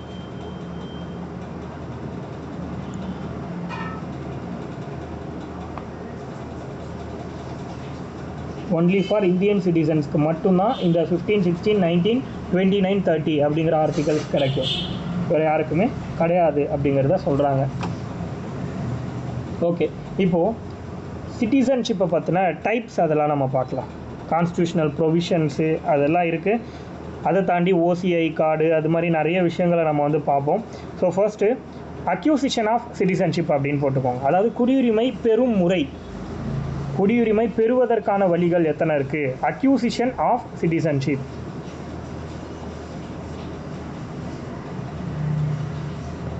குடியுரிமை பெறுவதற்கான வழிமுறைகள் மொத்தம் 5 வழிமுறை இருக்குது. குடியுரிமை கிடைக்கணும் அப்படின்னா 5 வழிமுறை இருக்குது. நமக்கு 5 டைப்ஸ் இருக்குது. அந்த 5 வகையில் நம்மளால் வந்து குடியுரிமையை வாங்கிக்க முடியும் அப்படின்னு சொல்கிறாங்க. அதில் ஃபஸ்ட்டு பை பர்த், பிறப்பின் வழி குடியுரிமை. பிறப்பின் வழியாக எப்படி நம்ம வந்து குடியுரிமையை பெற்றுக்கொள்ள முடியும் அப்படிங்கிறத சொல்கிறாங்க. எப்பையிலிருந்து அப்படின்னா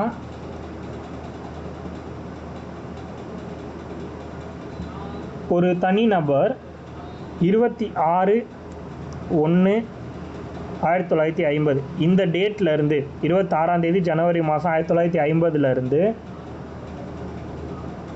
1/7/1987 இந்த பீரியடுக்குள்ளே இந்தியாவில் பிறந்திருந்தாங்க அப்படின்னா அவங்களுக்கு இந்திய குடியுரிமை கிடைக்கும் அப்படின்னு சொல்கிறாங்க. ஓகேவா? ஒரு இண்டிவிஜுவல் இந்த பீரியட் ஆஃப் டைமுக்குள்ளே இந்தியாவில் பிறந்திருந்தாங்கன்னா அவங்களுக்கு கண்டிப்பாக குடியுரிமைங்கிறது கிடைக்கும். அதே மாதிரி அவங்க பேரண்ட்ஸ் இந்தியாவில் சிட்டிசன்ஷிப் வச்சுருந்தாலும் அவங்களுக்கு சிட்டிசன்ஷிப் கிடைக்கும். இதுதான் வந்து பை பர்த், பிறப்பின் வழி குடியுரிமை பெறுதல். அதாவது அவங்க பேரண்ட்ஸ் வந்து சிட்டிசன்ஷிப் வச்சுருப்பாங்க அப்படின்னாலும் அவங்களுக்கு குடியுரிமைங்கிறது கிடைக்கும், அவங்க இங்கே இல்லைன்னாலும்.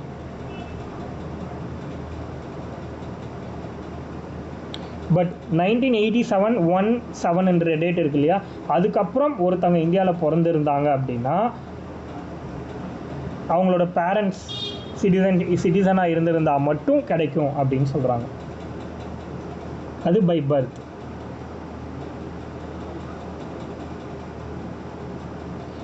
ஓகேவா? இது எப்போ 1/7/1987 இந்த டேட்டுக்கு அப்புறம் ஒருத்தங்க இந்தியாவில் பிறந்திருந்தால் அவங்களுக்கு பேரண்ட் இந்தியன் சிட்டிசன்ஷிப் வச்சுருந்தாங்க அப்படின்னா அவங்களுக்கு வந்து சிட்டிசன்ஷிப் கிடைக்கலாம் அப்படின்னு சொல்கிறாங்க. இன்னொன்று, இந்த கான்செப்ட் 1987லேருந்து 3/12/2004 வரைக்கும் 3/12/2004 வரைக்கும் இந்த மாதிரி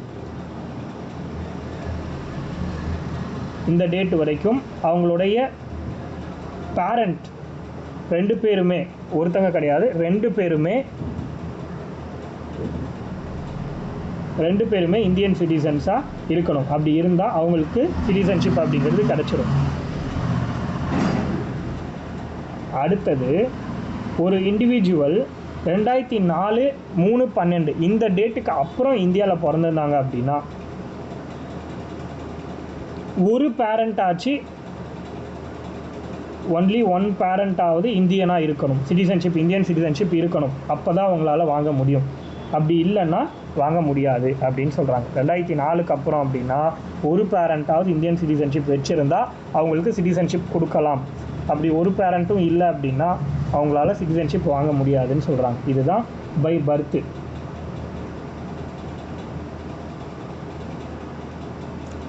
ஓகேவா?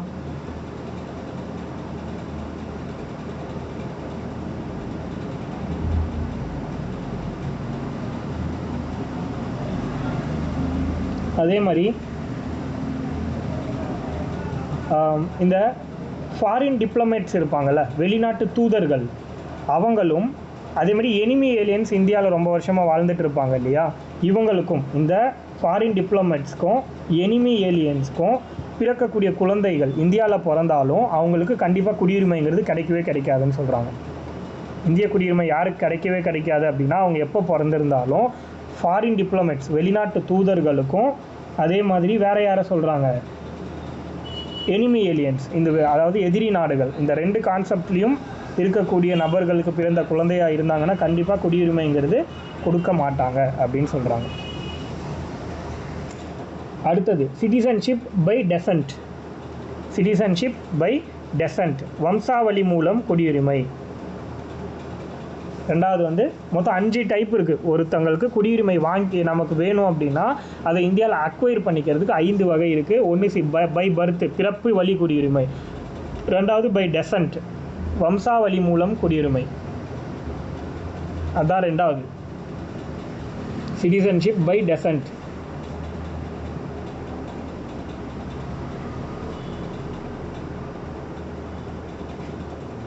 இதில் என்ன சொல்கிறாங்க அப்படின்னா, இந்தியாவுக்கு வெளியில் ஒருத்தன் வந்து பிறந்திருந்தா கூட, அதாவது நம்ம வந்து இந்தியன் சிட்டிசனுக்கு எப்படி கிடைக்கும் அப்படின்னா, இந்தியாவுக்கு வெளியே ஒருத்தன் பிறந்திருந்தா கூட அவன் சிட்டிசன்ஷிப்க்கு அப்ளை பண்ணும்போது அவன் என்ன பண்ணிக்கலாம் அப்படின்னா இந்தியன் சிட்டிசனாக இருந்துக்கலாம் அப்படின்னு சொல்கிறாங்க. எக்ஸாம்பிளுக்கு அதை எப்படி சொல்கிறாங்கன்னா, 3/12/2004 இந்த டேட்டை நோட் பண்ணிக்கோங்க. 3/12/2004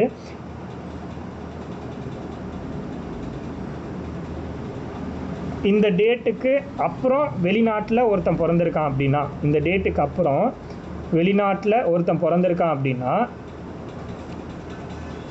அவனுக்கு ரெஜிஸ்ட்ரேஷன் பண்ணுறது மூலமாக இந்த டெசன்ட்டில் சொல்கிறேன், ரெஜிஸ்ட்ரேஷன் பண்ணுறது மூலமாக குடியுரிமை கிடைக்கும் அப்படின்னு சொல்கிறாங்க.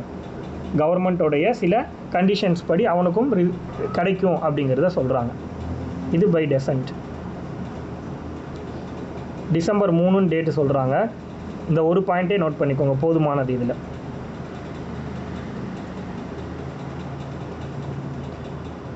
இல்லை இன்னொன்று கூட நோட் பண்ணிக்கோங்க.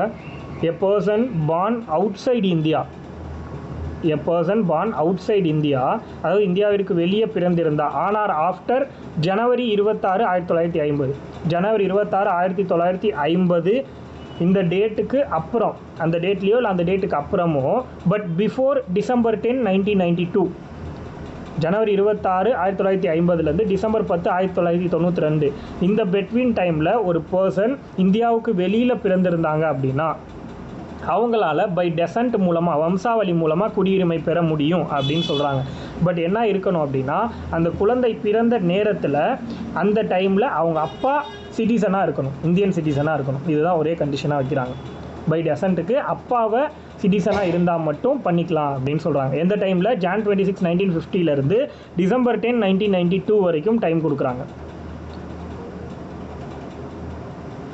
ஓகேவா? அந்த டைமை தெளிவாக நோட் பண்ணிக்கோங்க. ஜனவரி 26, 1950 டிசம்பர் 10, 1992 இந்த பெட்வீன் டைமுக்குள்ளே a person born outside India அப்படின்னா பை டெசன்ட் மூலமாக சிட்டிசன்ஷிப் வாங்கிக்கலாம் அப்படிங்கிறத சொல்கிறாங்க.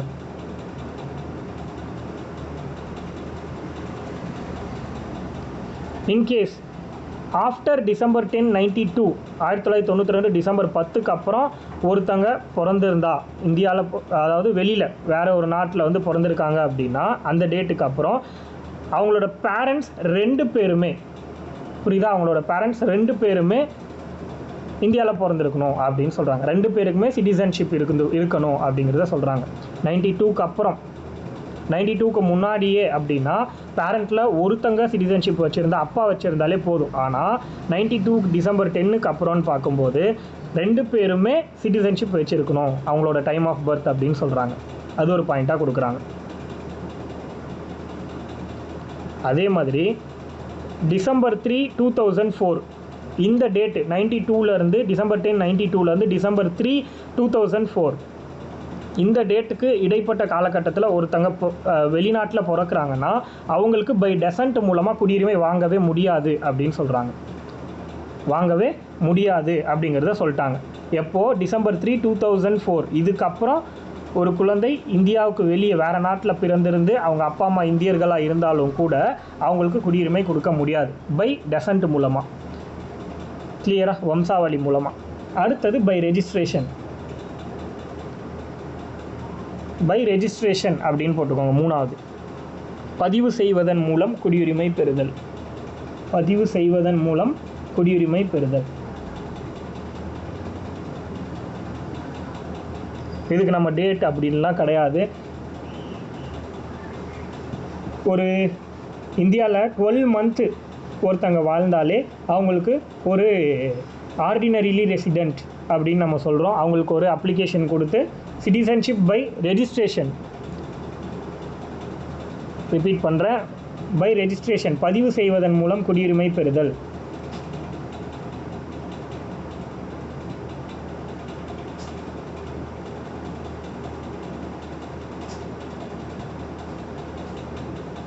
ஃபஸ்ட்டு வந்து 12 மந்த்து இருக்காங்க அப்படின்னா ஒரு பர்சன் வந்து 12 மாதத்துக்கு வாழ்ந்தாங்க அப்படின்னா அவங்களுக்கு ஒரு டெம்பரரியாக வந்து இந்தியன் சிட்டிசன் மாதிரி ஒரு இதை கொடுப்பாங்க. லைக் வந்து ஆர்டினரி ரெசிடெண்ட் அப்படின்னு சொல்லிட்டு ஒரு இதை வந்து கொடுப்பாங்க. அதுக்கப்புறம் அது நமக்கு முக்கியம் கிடையாது. 7 இயர்ஸ் அதான் முக்கியம். பை ரெஜிஸ்ட்ரேஷன் அப்படின்னா 7 வருஷம் அவங்க இந்தியாவில் வசிச்சிருக்கணும். அதுதான் பை ரெஜிஸ்ட்ரேஷன். புரியுதா? பதிவு செய்வதன் மூலம் குடியுரிமை வந்து எப்படி கிடைக்கும் அப்படின்னா குறைஞ்சபட்சம் 7 வருஷம் அவங்க இந்தியாவில் வாழ்ந்திருந்தால் தான் அவங்களால வந்து ரெஜிஸ்ட்ரேஷன் மூலமாக இந்திய அரசாங்கத்தில் ஒரு அப்ளிகேஷன் ரெஜிஸ்டர் பண்ணி அவங்களால வாங்கிக்க முடியும் அப்படின்னு சொல்கிறாங்க. அதான் பை ரெஜிஸ்ட்ரேஷன். கிளியரா?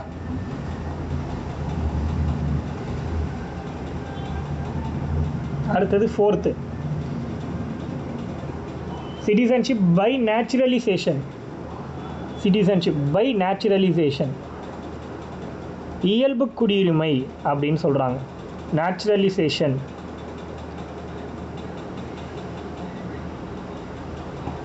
இது வந்து இயல்பு குடியுரிமைன்னு சொல்லுவாங்க தமிழில். By naturalisation.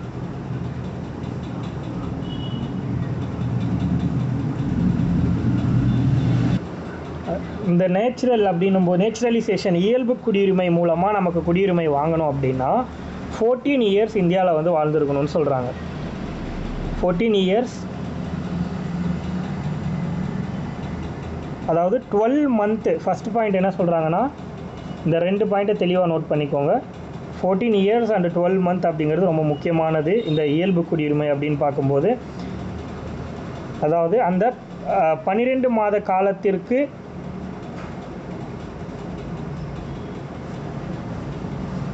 ஒரு 12 மாதத்துக்கு முன்னாடி அவங்க வந்து 14 வருஷம் கண்டிப்பாக இந்தியாவில் வாழ்ந்துருக்கணும்னு சொல்கிறாங்க. 14 இயர்ஸ் இந்தியாவில் வாழ்ந்துருக்கணும். ஃபஸ்ட்டு பாயிண்ட் அதை நோட் பண்ணிக்கோங்க. 14 இயர்ஸ் இந்தியாவில் வாழ்ந்துருந்தாங்கன்னா அவங்களுக்கு 12 இயர்ஸ்னு சில இடத்துல கொடுத்துருக்காங்க. பட் ப்ரெசென்ட்டாக 14 இயர்ஸ் அப்படின்னு சொல்கிறாங்க. இந்த 14 இயர்ஸ் வாழ்ந்துருந்தாங்கன்னா அவங்களுக்கு நேச்சுரலைசேஷன் மூலமாக குடியுரிமை கொடுக்குறாங்க அப்படின்னு சொல்கிறாங்க. பட் ஆனால்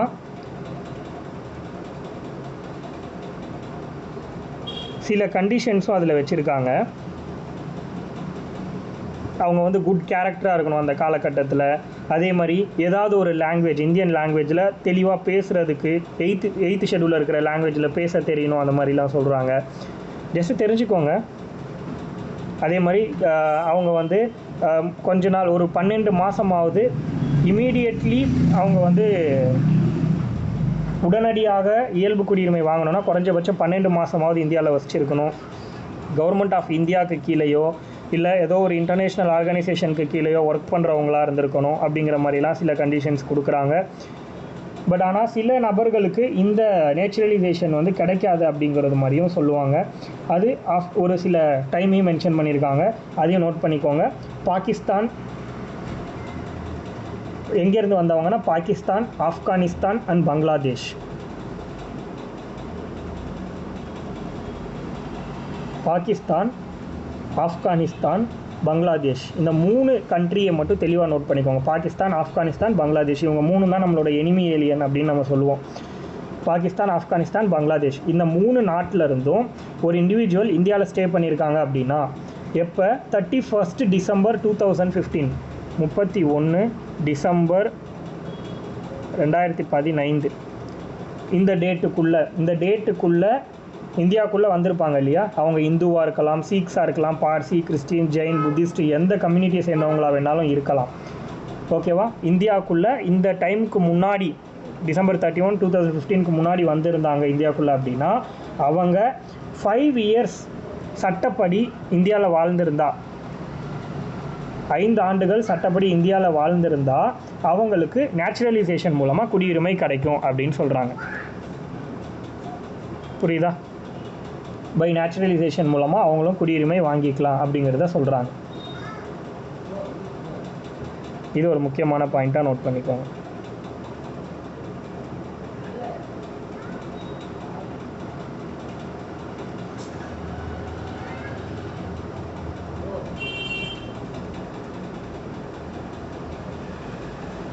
ஓகேவா. பட் நம்ம அப்ளிகேஷன் போட்டு 12 மாதத்துக்கு முன்னாடி வரைக்கும் கண்டிப்பாக அவங்க இந்தியாவுக்குள்ளே வாழ்ந்துருக்கணுங்கிறதும் ஒரு கேரண்டியாக கொடுக்குறாங்க. ஓகேவா. அதுக்கடுத்து இன்கார்பரேஷன் ஆஃப் டெரிட்டரி பை 5வது point, by incorporation of territory.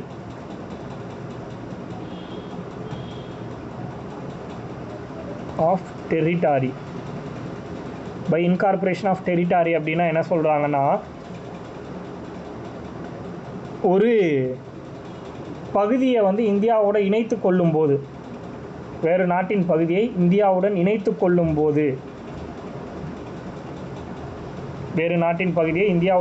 கொள்ளும்போது, சிட்டிசன்ஷிப் கிடைக்கும் இல்லையா. டைரெக்டாகவே அவங்க நம்ம நாட்டுடைய சிட்டிசன்ஷிப் வந்து கொடுத்துருவாங்க. அந்த மாதிரி தான் வந்து பார்த்திங்கன்னா நமக்கு புதுச்சேரி இருக்கு இல்லையா, அவங்களோட சிட்டிசன்ஷிப் 1962 எப்படி வந்துச்சுன்னா இந்த மாதிரி பை இன்கார்பரேஷன் ஆஃப் டெரிட்டரி மூலமாக தான் கிடச்சிருக்கும். ஏன்னா அது ஃப்ரெஞ்சுக்கிட்ட இருந்துச்சு இல்லையா, அந்த நாட்டு அரசாங்கம் ஃப்ரெஞ்சு அரசாங்கம் ரூல் பண்ணிகிட்டு இருந்தது.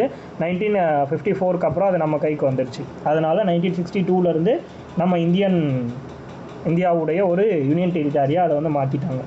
அடுத்தது லாஸ் ஆஃப் சிட்டிசன்ஷிப். மொத்தம் 5 பாயிண்ட் நமக்கு வந்து சிட்டிசன்ஷிப் அக்வயர் பண்ணுறது, நமக்கு கிடைக்கணும் சிட்டிசன்ஷிப்னால் மொத்தம் 5 பாயிண்ட்டை நம்ம வந்து பார்த்தோம்.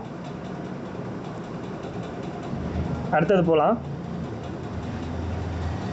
அடுத்தது வந்து பார்த்திங்கன்னா லாஸ் ஆஃப் சிட்டிசன்ஷிப். ஓகேவா, ஃபஸ்ட்டு வந்து நம்ம இப்போ 5 பார்த்தோம். அக்யூசிஷன் ஆஃப் சிட்டிசன்ஷிப்னா 5 பார்த்தோம்.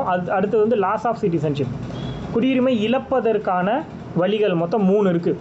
ஒருத்தங்களுக்கு எப்படிலாம் குடியுரிமை வந்து போகும் அப்படின்னா மொத்தம் 3 வழி இருக்குது. ஓகேவா, ஒன்று ஓகேவா, லாஸ் ஆஃப் சிட்டிசன்ஷிப் மொத்தம் எத்தனை வே அப்படின்னா 3 ways of loss of citizenship அப்படிங்கிறது நமக்கு வந்து கொடுத்துருக்காங்க. ஒன்று பை ரெனன்சியேஷன், மொத்தம் 3 இருக்குது. அந்த 3ஐயும் ஃபஸ்ட்டு எழுதிக்கோங்க. ஒன்று பை ரெனன்சியேஷன், அதாவது குடியுரிமையை துறப்பதன் மூலம் அப்படின்னு சொல்கிறாங்க. ஒன்று குடியுரிமையை துறப்பதன் மூலம். ஒரு பர்சன் வந்து தானாக வந்து குடியுரிமையை துறந்துடுறது, எனக்கு இந்த நாட்டோட குடியுரிமை வேணாம் அப்படின்னு தானாகவே துறந்துடுறது, அதுதான் பை ரெனன்சியேஷன் அப்படின்னு சொல்கிறாங்க. அடுத்து பை டெர்மினேஷன், ரெண்டாவது வந்து பை டெர்மினேஷன்,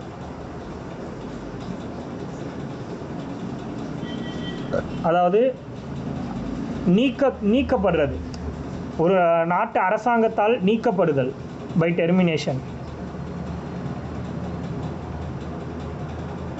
அதாவது இப்போ எக்ஸாம்பிளுக்கு பை டெர்மினேஷன் என்னென்னா, அவன் வாலண்டராக போயிட்டு வேறு ஒரு நாட்டில் சிட்டிசன்ஷிப்பை வாங்கிட்டான் அப்படின்னா இந்தியன் கவர்மெண்ட்டுக்கு அது தெரியும் போது தானாகவே அவனை டெர்மினேட் பண்ணுவாங்க, இந்தியன் சிட்டிசன்ஷிப்லேருந்து அவனை வந்து ரிமூவ் பண்ணுவாங்க. அடுத்து பை டெப்ரிவேஷன், மூணாவது பை டெப்ரிவேஷன்.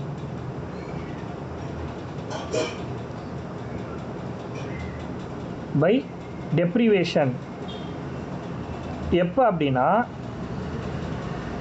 இவன் வந்து அரசாங்கத்துக்கோ இல்லை நாட்டுக்கோ தவறான முறையில் செயல்படும் போது இவனை வந்து நாட்டை விட்டு இவனோட சிட்டிசன்ஷிப்பை பிடுங்கிடுவாங்க. அதுதான் வந்து பை டெப்ரிவேஷன். புரியுதா? பை ரெனன்சியேஷன் அப்படின்னா தெளிவாக தெரிஞ்சுக்கோங்க, ஒருத்தன் வாலண்டரிலி சிட்டிசன்ஷிப் வந்து பார்த்திங்கன்னா வாங்கிட்டான் அதாவது அது வந்து பை டெர்மினேஷன். பை ரெனன்சியேஷன் அப்படின்னும் போது தானாக துறந்துடுறது, எனக்கு வந்து இந்த நாட்டோட சிட்டிசன்ஷிப் வேணாம் அப்படின்னு சொல்லிட்டு தானாகவே எழுதி கொடுத்துருவான் இல்லையா, அந்த மாதிரி போகிறது ஒன்று. நம்மளாம் எழுதி கொடுத்து எனக்கு வேணான்னு போகிறது பை ரெனன்சியேஷன். பை டெர்மினேஷன் அப்படின்னா நம்ம வேறு ஒரு நாட்டில் சிட்டிசன்ஷிப்பை வாங்கியிருப்போம், அது இந்தியன் கவர்மெண்ட்டுக்கு தெரியுது, ஆனால் நம்ம இந்தியாவில் வந்து நம்ம அங்கே வாங்கி இங்கே கேன்சல் பண்ணாமல் விட்டுருந்தோம்னா இந்தியன் கவர்மெண்ட்டுக்கு அது தெரிஞ்சு தானாகவே அதை வந்து கேன்சல் பண்ணி விட்டுருவாங்க. அதுதான் பை டெர்மினேஷன். மூணாவது பை டெப்ரிவேஷன். அப்படின்னா அவனை வந்து டெர்மினேட் பண்ணுறதுன்னு கூட சொல்லலாம். இதை கம்பல்சரியான டெர்மினேஷன் அப்படின்னு சொல்கிறாங்க. லைக் வந்து இந்தியாவில் வேறு ஒரு நாட்டிலேருந்து வந்திருப்பான், இல்லை இந்தியாவிலேயே வாழ்ந்திருப்பான், ஆனால் அவன் வந்து கான்ஸ்டியூஷனுக்கு எதிராக சில விஷயங்களை, தப்பான விஷயங்களை பண்ணியிருக்கலாம், இல்லை அப்படின்னா தவறான முறையில் இந்தியாவுக்குள்ளே சிட்டிசன்ஷிப் வாங்கிட்டு வந்திருக்கலாம், இல்லை அப்படின்னா சட்டத்துக்கு புறம்பாக ஏதாவது வியாபாரம் பண்ணியிருக்கலாம். இந்த மாதிரிலோ சட்டத்துக்கு இந்தியன் கவர்மெண்ட்டுக்கு எதிரான எனிமீஸ் கூட வார் சம்மந்தப்பட்ட விஷயங்களை வந்து பேசுகிறதோ இல்லை பண்ணுறதோ இந்த மாதிரி ஏதாவது பண்ணியிருக்கலாம். அதே மாதிரி இந்தியாவை விட்டு வெளியே வேறு ஒரு நாட்டில் 7 வருஷம் கண்டினியூவாக ஒருத்தன் வாழ்ந்துட்டு இருக்கான் அப்படின்னாலோ அவனை பை டெப்ரிவேஷன் மூலமாக நம்ம நாட்டில் இருந்து அவனோட சிட்டிசன்ஷிப்பை கேன்சல் பண்ணிடுவாங்க. இதுதான் அந்த 3 பாயிண்ட்டு. புரியுதா? வேறு ஒரு நாட்டில் தொடர்ந்து 7 வருஷம் ஒருத்தன் வாழ்கிறான்னா அவனுக்கு இந்தியன் சிட்டிசன்ஷிப் அப்படிங்கிறது டெப்ரிவேஷன் மூலமாக கேன்சல் ஆகிடும் அப்படின்னு சொல்கிறாங்க. அதையும் தெளிவாக நோட் பண்ணிக்கோங்க. கிளியரா? இதுதான் வந்து சிட்டிசன்ஷிப்புடைய பேசிக்கான டீட்டெயில்ஸ். அதே மாதிரி ஒருத்தங்களுக்கு வந்து டூயல் சிட்டிசன்ஷிப் இருக்குன்னு வச்சுக்கலாம். வேறு ஒரு நாட்டிலையும் சிட்டிசன்ஷிப் வச்சுட்டு இங்கேயும் சிட்டிசன்ஷிப் வச்சுருக்கான் அப்படின்னா அவனால் ஓட் பண்ண முடியாதுன்னு சொல்கிறாங்க. இந்திய அரசாங்கத்தில் எந்த ஒரு எலெக்ஷன்லையும் அவங்களால ஓட் பண்ண முடியாது, உடனடியாக அவங்களுடைய இந்தியன் சிட்டிசன்ஷிப்பையும் கேன்சல் பண்ணி விட்டுருவாங்க அப்படிங்கிற மாதிரி சொல்கிறாங்க. ஸோ இதுதான் நமக்கு வந்து சிட்டிசன்ஷிப் அப்படிங்கிற கான்செப்ட். அதுக்கடுத்து நம்ம என்ஆர்ஐ, ஓசிஐ, பிஓஐ அந்த கார்ட்ஸை பற்றி வந்து நாளைக்கு மீதியை வந்து அது பெண்டிங் இருக்கிறத பார்த்துக்கலாம். அது ஜஸ்ட் ஒரு நம்ம கொஞ்சம் நேரம் தான் ஆகும். அதை முடிச்சுட்டு நம்ம ஃபண்டமெண்டல் ரைட்ஸ் ஆரம்பிச்சிடலாம் நெக்ஸ்ட் கிளாஸில். ஓகேவா? ஃபண்டமெண்டல் ரைட்ஸை முடிக்கிறதுக்கு நமக்கு ஒரு கிளாஸ்க்கு மேலேயும் போகலாம். பார்ப்போம் என்ன அப்படின்னு. ஓகேவா? தேங்க்யூ.